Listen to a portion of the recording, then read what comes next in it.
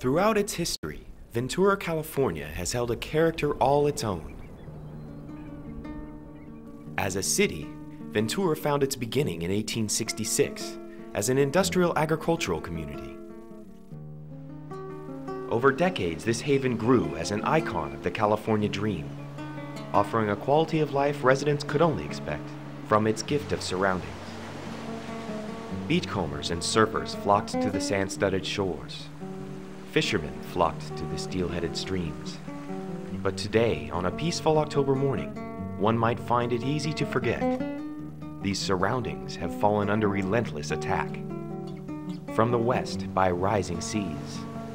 From the east by man himself, whose disruption to Ventura's hydrologic system represents but a grain of sand in geologic time. The same very grain of sand he has so efficiently swept away.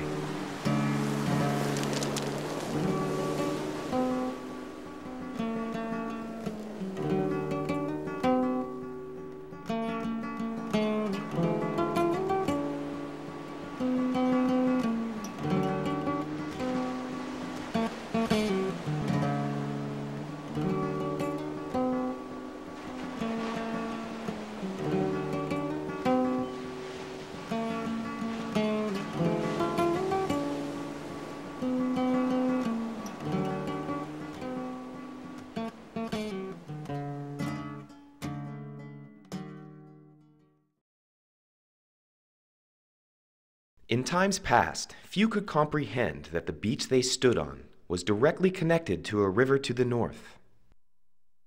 More recently, our knowledge of beaches, their purpose, and their origin has grown out of necessity.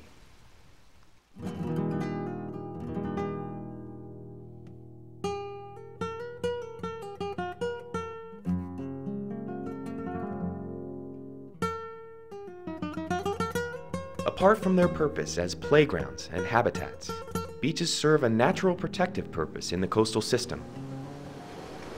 Beach sand is really the buffer to wave attack, and if we look at shorelines around the world, it's that thin, narrow band that really is the shock absorber between wave energy and the cliffs or the dunes or the houses or whatever we have along the shoreline. Over the annual cycle, beaches tend to come and go, adjusting constantly to seasonal wave climate. In summer and fall, when high surface seldom, beaches accumulate sediment. In winter months, storm waves scour sand and carry it offshore. These dynamic landforms rely on sand supply from coastal watersheds and sand delivery through longshore currents. This river of sand ultimately terminates in deep sea canyons, where sand is lost from the coast forever. The delivery of sand to the coast from rivers and streams and cliff erosion, the longshore transport of that sand under the influence of the prevailing waves, and the losses or sinks of that sand take place within regional compartments called littoral cells. But we can think about sand in a sand budget sort of like a bank account. We have sand or money coming in at one end, and we have losses or sinks or checks at the other end. And if there isn't enough sand in the system, we've got a problem. Over decades, Ventura's sand supply has progressively diminished. Silver rims that once protected these shores today struggle at the hands of what many call the 31 flavors of structural engineering efforts. On the rivers, dams impound over half the riparian sand delivery to the coast.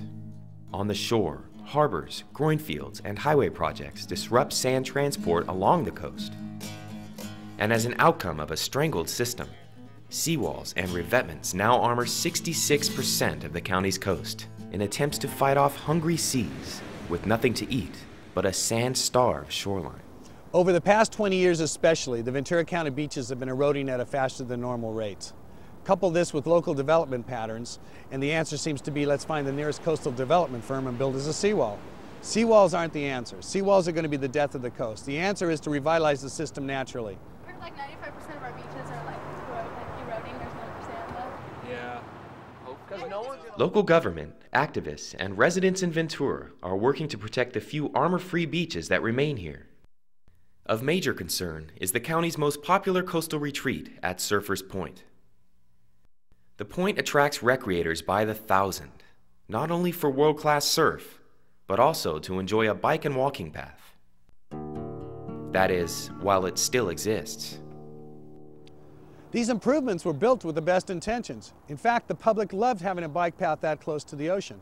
That's the problem. It was built too close to the edge, along with the parking lot. From the first day forward, erosion started to take hold. It's been a seawall waiting to happen since that day. In fear of this very outcome, the Surfrider Foundation initiated a plan for relocation and restoration at Surfers Point. The emphasis: rebuilding away from danger and repairing a dune feature that once protected this shore. You see this? This is all that's left of the dunes that used to protect the shoreline here.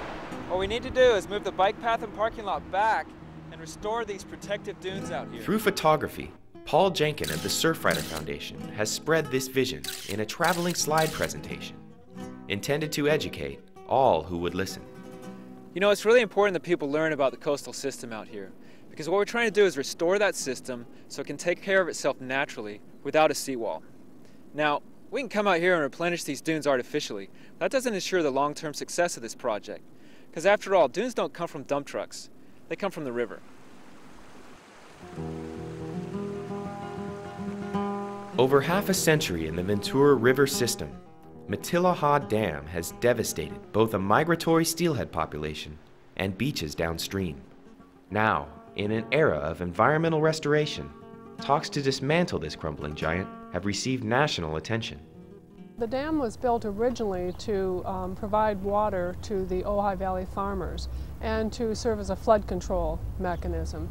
It now, of course, is obsolete. So what we have before us is a genuine opportunity that could be a nationwide demonstration project to decommission the dam, to take it down. There's over 50 years worth of sediment from a high runoff watershed behind that dam. Enough sediment that upon its initial removal, it's enough to widen the beaches of South Ventura County by over 30 feet. But unlike artificial replenishment, beaches will continue to flourish over time because we revitalize their source. When I was born, there were 6,000 wild steelhead in the Ventura River. Then they built Matilaha Dam. Now we count them in the dozens, and they're almost extinct. Considering that these fish are an indicator of the health of this ecosystem, and they're almost destined for doom, it's a terrible report card on the health of the Ventura River. Just as steelhead depend on a free-flowing river, so do beaches. Why? Because sand migrates just the same. But their path to freedom is not as easy as it may seem. The cost of dam removal presents a barrier to river restoration around the world. But this barrier is only a fallacy of short-term thinking, mistakenly shadowing long-term benefits. The benefits far outweigh the cost of removing, in this case, the Matilaha Dam. When we think, number one, of the homes that will be protected along the coast, when we think of beach erosion, when we think of the attraction of tourists to our California beaches, which is a multi-billion-dollar market, it pays to take down this dam, it pays to restore our beaches, and that's what we're up to here in Ventura County. We face an opportunity of global proportion. At nearly 200 feet, Matilaha would be the highest dam ever removed in the United States. Just think about the possibilities. A single restoration, revitalizing the biology, geology, and economy of a region. A single demonstration, answering the questions and uncertainties of a nation. And a single solution that would revitalize the quality of life wherever it shows its face. A new era has dawned.